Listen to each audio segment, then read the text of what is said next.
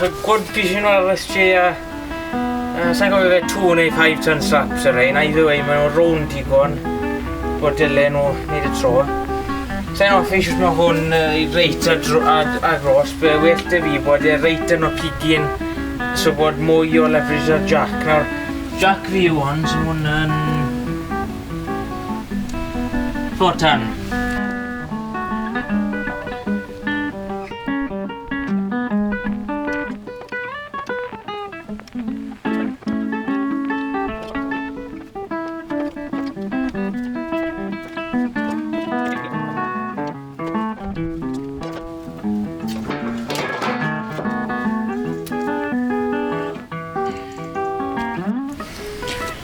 Wel, na fe to, gyda reit yn jack mewn.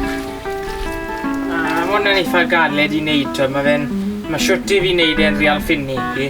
Os bydd proper press, os bydd wedi wneud fframi yn reit, bydd wedi bod llawer neisach. Ond hwn bydd fofyd, sa'n moyn cala'r ymdrech yna arno fe.